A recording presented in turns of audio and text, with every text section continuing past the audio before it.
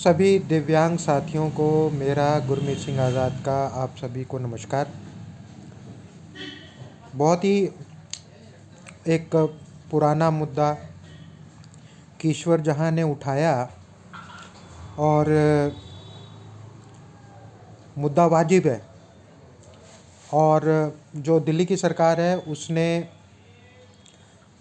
चाहे चुनावों के चलते ही एक वादा तो किया कि 90% वाले जो डिसेबल्ड हैं उनकी पेंशन 2,500 की जगह 5,000 कर दी जाएगी अगर ये जीत के आते हैं तो।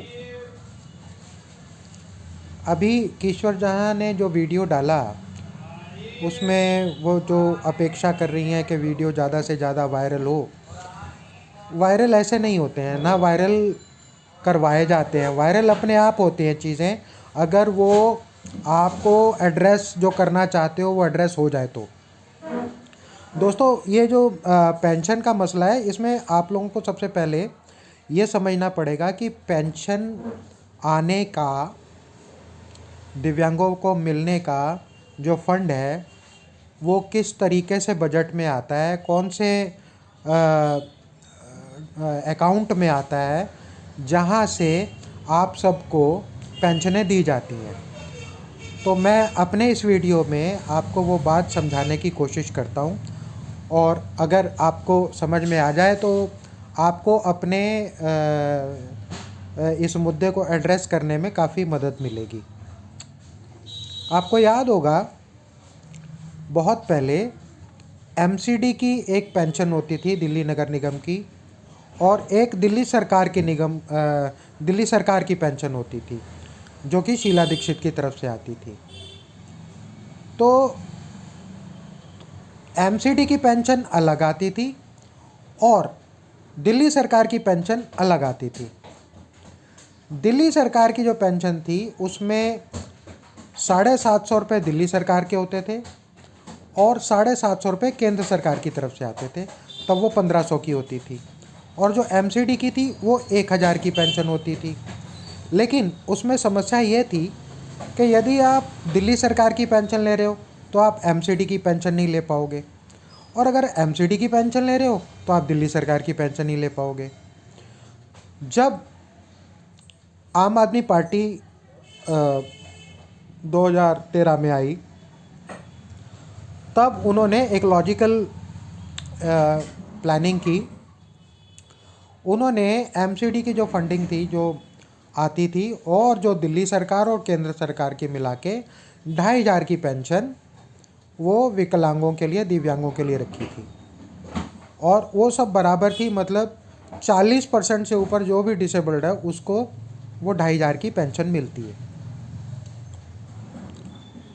लेकिन समय बीत जाने के साथ धीरे धीरे उपकरणों के आवंटन में जो दिव्यांगता का प्रतिशत है उसको लाया जाने लगा कि जो मोटराइज्ड व्हीकल है वो 80% जो डिसेबल्ड है उनको या उनसे ऊपर वालों को ही दिए जाएंगे, उनसे नीचे वालों को मोटराइज्ड व्हीकल नहीं दिए जाएंगे, क्योंकि उनकी जो डिपेंडेंसी थी, जो उनकी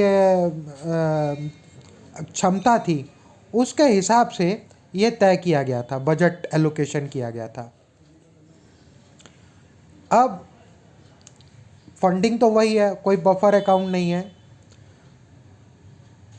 जो आपकी ये 2,500 की जो पेंशन आती है वो दिल्ली का बजट मिला के, एमसीडी का बजट मिला के और केंद्र सरकार का बजट मिला के 2,500 दी जाती है। अभी इन्होंने जो 90% या उससे ऊपर वालों के लिए जो 5,000 की स्कीम डाली है वो भी ये देख के डाली है कि जो 90% के जो विकलांग हैं उनकी समाज के ऊपर जो डिपेंडेंसी है वो जो उससे नीचे वालों से ज़्यादा है। 90% जो डिसेबल्ड हैं उससे जो कम के लोग हैं उनसे ज़्यादा की डिपेंडेंसी समाज के ऊपर उनकी है, क्योंकि 90% होने का मतलब आधे से ज़्यादा शरीर का जो है वो बोझ जो है वो परिवार वालों पे ज़्यादा बैठता है। खैर, हमारे कुछ साथियों को ऐसा लगता है कि इलेक्शन है, इस वजह से हम इनके ऊपर प्रभाव डालें, इनको गिनती दिखाएं अपनी, हमारे वोटरों की। तो आपको ये समझ लेना चाहिए कि आप तो ऑलरेडी जो पेंशनें ले रहे हो, उपकरण ले रहे हो, तो सरकार के पास तो ऑलरेडी आपका आंकड़ा है कि आप हो कितने। और सरकार इस बात को समझ चुकी है कि आप इतने नहीं हो कि किसी की हार और जीत में आप कुछ प्रभाव डाल पाओ। आप समझ रहे हो?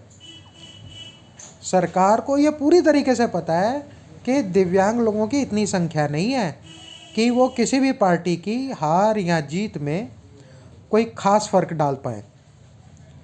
तो इस वजह से कहीं ऐसा ना हो जाए कि आपकी एग्रेशन की वजह से, आपके गुस्से की वजह से जो आपको मिलने वाला है वो भी आपसे छीन लिया जाए। मेरा अपना प्रस्ताव ये है कि इसके लिए आप वेट एंड वॉच कीजिए, नंबर 1। नंबर 2, सरकार के पास पूरा एक डिपार्टमेंट है, समाज कल्याण का पूरा डिपार्टमेंट है, जहाँ से इस तरीके के प्रस्ताव सरकारों के पास जाते रहते हैं। तो आप अपने प्रस्ताव जो आपके एरिया का जो समाज कल्याण मंत्रालय है, वहाँ के विकास अधिकारी को, डेवलपमेंट ऑफिसर को आप अपने संस्थान की तरफ से लिख कर दीजिए। एक अकेले आदमी की कोई भी नहीं सुनता। आप अगर हमें कहेंगे तो हम अपने संस्थान से लिख के देंगे, लेकिन उसके लिए ऐसा नहीं है कि हमने अपने लेटर हेड पे लिख के दे दिया तो वो काम हो गया। हमें उसके लिए सिग्नेचर कैंपेन चलाना पड़ता है। हमें ये दिखाना पड़ता है कि हमने जो प्रस्ताव दिया उसमें कितने लोग शामिल हैं। तो उसमें आप लोग जो अपना सिग्नेचर दे के योगदान दोगे, उस प्रस्ताव का उतना ज़्यादा असर होगा। ठीक है? तो काम को अपने तरीके से करने से ही फ़ायदा होता है, बेतरतीब काम करने से कोई फ़ायदा नहीं होता।